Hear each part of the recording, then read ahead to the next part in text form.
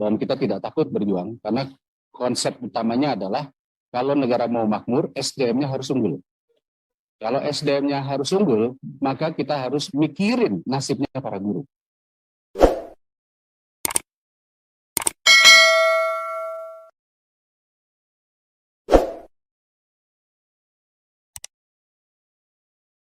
Dan kita tidak takut berjuang, karena konsep utamanya adalah kalau negara mau makmur, SDM-nya harus unggul.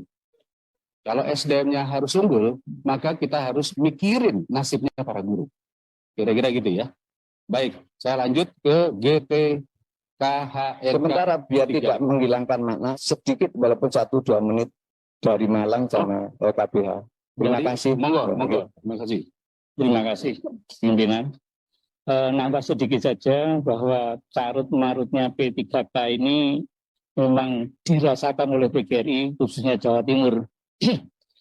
Sementara sekolah swasta yang sudah bagus-bagus diangkat negeri yang sudah mengabdi begitu bertahun-tahun juga tidak dapat tempat. Maka solusinya yang diusulkan adalah menengok PP 28 tahun 81. Di situ pemberian bantuan kepada sekolah swasta. Kalau itu masih berlaku, bunyinya begini, pasal 3.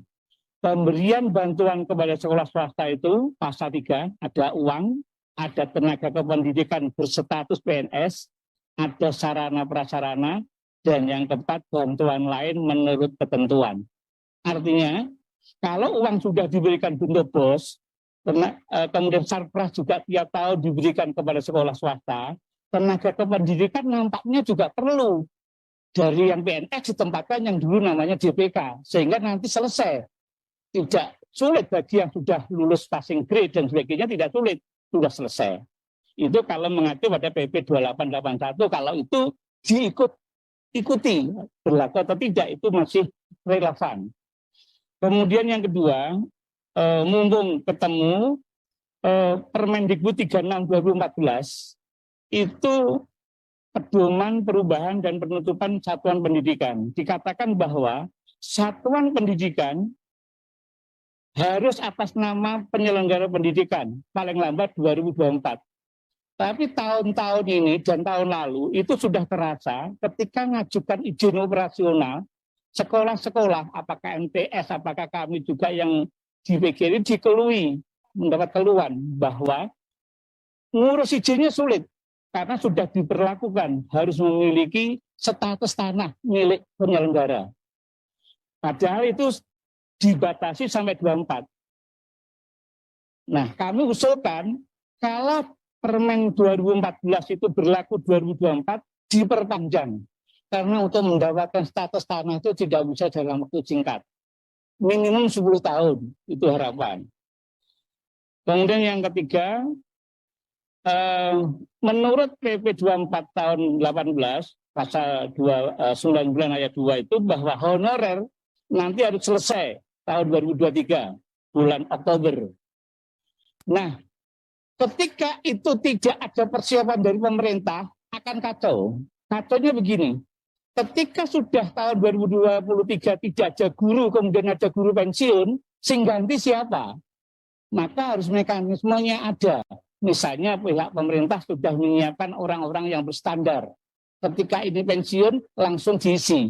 Sekolah ini beda dengan tenaga administrasi. Ketika hari ini tidak ada gurunya, yang pernah menjadi guru akan terasa, akan kacau kalau tidak ada gurunya. Satu saja, apalagi sudah banyak yang pensiun. Maka harapannya, yang pertama harus ada mekanisme bagaimana ketika guru itu pensiun. Nah, oleh karena itu banyaknya masalah. Carut-marutnya yang ada, kemudian juga RUU yang hari ini terlampauinya Komisi 10 tidak disenggol, maka kami usulkan harus ada pansus untuk menangani masalah-masalah ini. Itu Pak. Terima kasih. Malang sedikit ini karena yang PGRI 3. 1 menit ya Pak ya. Izin siap 1 menit. Assalamualaikum warahmatullahi wabarakatuh. Pimpinan Komisi 10 yang kami hormati dan hadirin semuanya. Langsung saja pada pokok masalah, melanjutkan apa yang telah disampaikan. Di Kabupaten Malang ini sebagai barometer Jawa Timur, kami sampaikan bahwa ketidakadilan terkait dengan rekrutmen B3K, khususnya untuk tenaga kependidikan yang telah disampaikan oleh PTKMI tadi. Di Kabupaten Malang ini luar biasa, jumlah sekolah itu untuk SD itu 1065, negeri, SMP 97. Semuanya, hampir semuanya, tidak ada yang berstatus ASN atau P3K. Sampai hari ini tidak ada rekrutmen. Dan apa yang kami tempuh dari Kabupaten Malang bersurat ke Pak Menko PMK. Tepatnya kami bersurat tanggal 13 Februari 2022. Dan dari sana mendapat respon dari yang saya tembusi ada 4 menteri, yang menjawab adalah Menteri Pendidikan. Tanggal 8 Maret 2022, isinya bahwa untuk rekrutmen tenaga kependidikan dalam proses pengusulan. Mohon izin Bapak.